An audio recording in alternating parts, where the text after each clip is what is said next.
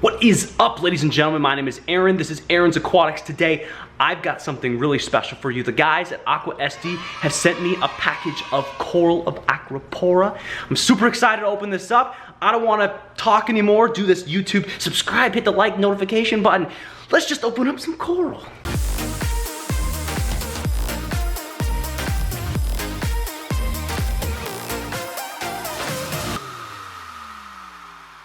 Alright guys, let's go ahead and get to why you are all here, the unboxing of some Aqua SD coral. Now I'm going to be upfront with you, this is a promoted video. The guys at Aqua SD sent me these coral free of charge. Now I want to be clear that the only reason I agreed to this promotion was because I have purchased from Aqua SD before with my own money. It is based on my experience of them delivering a fantastic product and having one of the best customer service for an online coral retailer that I make this video.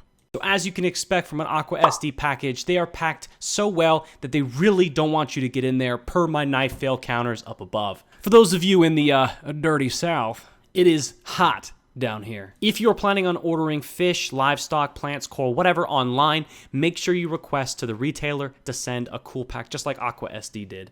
Now this is something I didn't actually expect, and it came as a pleasant surprise in my package, was a small container of BSI Instant Cure IC gel. This is a coral frag glue. There are many out there. You can just go to a dollar store and get some super glue. You can go to Bulk Reef Supply and get their thick gel. Some people use putty. There's all sorts of different methods that you can use to hold down your coral. In any case, we've got the coral out of the box. Let's go ahead, open it up, see what they look like.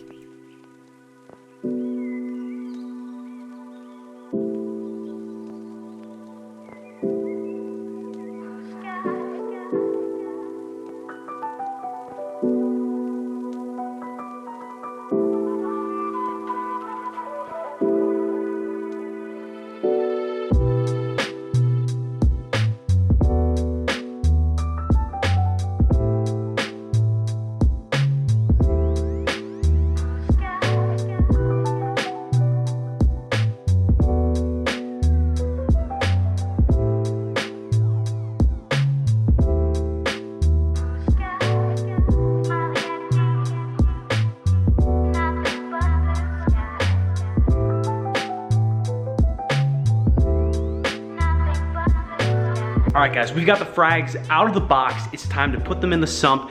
I'm going to be walking you through the entire process of how I dip and acclimate these coral. You know, I really want to talk about how we acclimate the coral, going through my entire process. Now I have done it in the past, but for now, what we're going to do is we're going to let these bad boys free float. They're going to join my, free sink. They're going to free sink with my Chaetomorpha.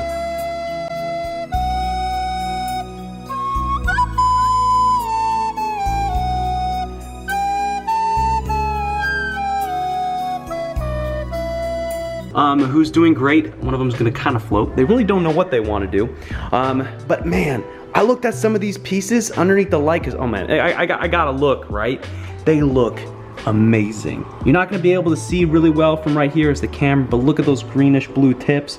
We'll be going over those in detail with a camera that actually has a somewhat decent filter. All right, here we go. All three are gonna do their thing. I'm gonna keep them in here for 20-30 minutes. I mean, they've been at room temperature all day. You know, like I just got back from work. It was really hard to work today. It was super hard. I had my girlfriend's brother pick up the package outside, bring them in just to make sure they're not in this ridiculously hot Texas weather. It's almost 90 degrees, or was almost 90 degrees today. Luckily, there was that cool pack inside the package, which was absolutely great. So we're gonna go ahead, let them soak in there. After that, we're gonna drip acclimate them, and then we will start the dipping process. I will see you guys very shortly. We are back, ladies and gentlemen. We are done with the temp acclimation. Let's go ahead, you know what, hold on. Let's go ahead and get my bucket. Got this all ready. Let's put these bags inside. By the way, I did take the sticker off of my hand. I felt it may be a little bit weird to put that adhesive material inside of the tank. I don't really know if there's anything good or bad about it, but just to err on the side of caution, let's go ahead and get these guys in here. So what I'm gonna be doing is I'm gonna be drip acclimating these. We're gonna use my airline tubing, tie a knot into it, and then drip these for, my normal is about an hour. maybe an hour and a half, depending, because these are Acropora. All right, so I do have a minor problem. I don't really have smaller containers that my girlfriend will allow me to use for dipping coral, so there's really not a whole lot of water in here. So what I'm gonna do is I've got some of these giant Frag discs. These guys were on the Euphilia there, and there. So, or excuse me, there, and there. Anyways, these actually are also from Aqua SD, if you guys didn't know. So what I'm gonna do is this is a tilted chair. So just so that we can give it enough time, I'm going to lift this up like so, hold it with my camera hand, precariously holding my expensive camera, over some water, fit the discs kind of right underneath there, let it rest on top, and bam, enough water. Guys, this is the genius tips that you can expect from Aaron's Aquatics. You know, I really, you know, I don't want to humble brag or anything like that, but I mean, you stick with the channel, you guys will learn, you know, life skills right there, people. All right, guys, we've got the drip done. Ghetto fabulous. Got the duct tape, got the airline tubing, got the knot, got the suck siphon. Gotta get that good suck on that siphon. But as you can see, we're gonna go ahead and drip. I'm dripping at about 3 to 5 drips per second. Good enough for me. We're gonna go ahead and set a timer on this for an hour and a half, and we're gonna do a sick time lapse. No, I'm definitely not gonna be doing a time lapse on this. That's absolutely ridiculous. Could you imagine the editing on something like that? Oh man, what do you think I am? A professional video editor or something? It's ridiculous. All right, guys, so while that is doing its thing, I wanted to take some time and, you know, have a little chat with you people. The aquarium over there, dripping away, doing its thing, dirty as hell, ignore. You guys get to see through the power of YouTube a quick 1 hour and 30, I haven't even set my timer yet. Okay, Google, start a timer for 1 hour and 30 minutes. I don't know if it heard me. 1 hour and 30 minutes, and here we go. Ah, technology. All right, so I'm over here. I'm with my cat. What's up, Mochi? Say hi. Anyways, so there's a couple things I wanted to talk about. Actually, really, there's only one because I can't think of more than just one thing at a time. So my aquarium has ick inside of it. And I'm gonna have a special video for this just specifically. I know we're really changing gears pretty quick. And you know, it's something that I have been paying attention to for the last week and a half. I've started to notice some salt grains on the coral beauty. I'm kind of frustrated at this because I have done what I thought was supposed to be, you know, what I needed to do. A month plus inside quarantine, treating with copper. But apparently that wasn't good enough. And you know what? I think I know what the cause was, and that's that with the angels, I went at a half dose. I didn't bring it up to therapeutic levels because I knew that angels themselves have a problem sometimes with handling copper. Mistakes have been learned, okay?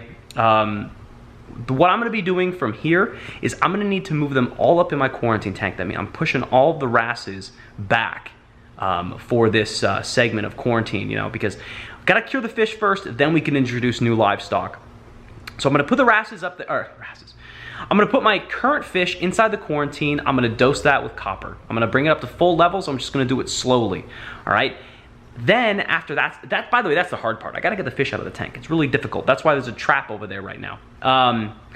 Once that's done, this tank has to go fallow for 8 to 10 weeks. That means nothing's gonna be inside there. I'm gonna feed it a little bit to keep the coral and the chaetomorpha alive, but that's it. This is really frustrating. I know I'm sounding a little bit more upbeat than I probably should, but I've had a few days to digest this, and you know, I've gotten over it. So we need to deal with what the problem is, how we're gonna fix it, and moving forward. So that's what we're gonna do. Anyways, I'm out of things to talk about, so I guess I'll wait an hour and a half. I'll be here. I'll watch some TV with Mochi, drink some Coke Zero. I'm just listing things off that are nearby. I'm not that creative today. I've had a long day at work. God. I'll see you guys in an hour.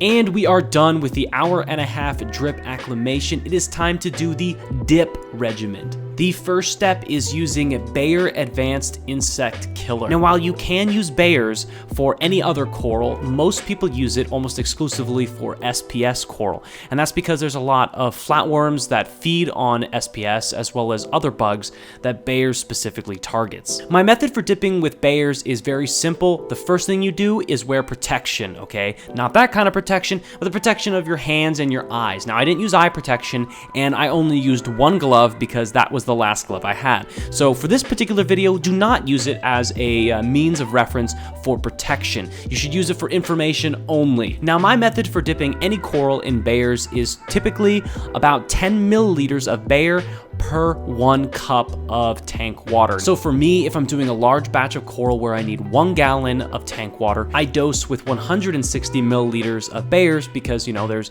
16 cups in a gallon. Come on, guys. Simple math, easy math, quick math. I leave it in that solution using a turkey baster to move the water around for about 10 minutes. Now, you can use a power head, that'd be great, but please be very careful about using that power head for anything else in the future. After that is done, I move the coral to another bucket with a equal proportion of tank water. So in this case, I use the gallon. In the clean water bucket, we're gonna use a gallon. So I take those corals, put them inside the clean water, let them sit for another 10 minutes. Once that's done, I move on to the second step of my dipping process, Coral RX. The next step of my coral dip method is with Coral RX. Coral RX can target some of the same stuff that Bayer's Advanced Insect Killer does, but it does some other stuff as well, including Acropora eating flatworms, Montipora eating nudibranchs, zoanthid eating spiders, red flatworms, bristleworms, all sorts of different stuff, guys. These are things out of pure nightmare. I mean, zoanthid eating spiders, you don't want them. You've ever seen Alien with a xenomorph? How the little face hugger's in the egg, and then the guy stands over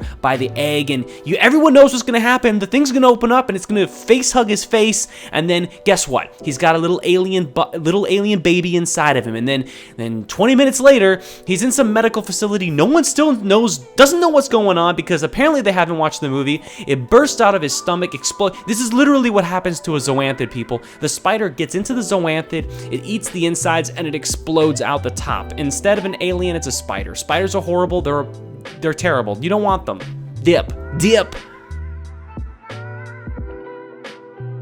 The final step before I put these corals into my tank is cutting off the base of the frag plugs. Now, when pests get inside your tank, most of the time they come in as eggs. Those eggs are typically laid at the base of the coral or on the frag plug itself. To avoid some of these eggs or all coming into your tank, I use a pair of bone cutters to remove the bottom part of the frag plug. Now, if you have the option to remove the entire coral itself from the frag plug and then glue it onto a new frag plug, that's ideal, but in some cases, you just can't. In this case, these pieces were completely encrusted onto the coral, which is both a sign of the coral being healthy, but also very difficult if you want to put them on new frag plugs. Now, after all of our hard work, we can finally put these corals in the tank. Now, I spend probably an unhealthy or obsessive amount of time deciding where I want to place my coral. I basically run through multiple checklists in my head while I'm placing this coral. Does this look aesthetically pleasing, right? That normally for a lot of people is at the top of the list. And for me, it's pretty high up there, but you got to think about other things too. What kind of flow does this coral need? How much light does this coral need? When it grows out 2 years, 3 years from now, will it shadow anything below it? At that point, 2 to 3 years, will you still have that coral that's below it? There's all these little things that sometimes you just got to think about when placing your coral. In this case, I decided the perfect place for these coral would be where there's a lot of light, where there's a lot of flow, and what better place than at the base of this archway and this little kind of intersection between the arch and this major middle rock structure. All right, guys, I want to give a huge shout out to the crew over at Aqua SD. This is 2 for 2, where the frags that they send me are choice pieces. Their customer service constantly available over Facebook, Instagram, and their website. If you want to check out their website, head over to aquasd.com. My personal favorite on their website has always been their Euphilia. I mean, that was the first batch of coral that I bought from them. And if you check out their selections, they've got rare Australian branching colonies. They've got Holy Grail branching hammers, which is the exact same one that I've got in my tank right now. They've got all sorts of torches. If you're a really big Euphilia fan, go check them out. My other recommendation is to go check them out on eBay as well. I think one of their bigger movements right now, besides their website, is their eBay auctions. Every week or so, they post a huge selection of coral on their eBay site. You guys can get a ton of amazing frags for super cheap. Anyways, guys, thank you very much for watching. Look for an updated video here in the future. We're going to talk about the ick situation in the display tank, moving the fish over to quarantine, some of the algae issues that I've been having, and we're going to take one thing at a time. There's a ton of stuff to cover. So if you enjoyed this video, hit that subscribe button. My name is Aaron. This is Aaron's Aquatics. I'll see you next time.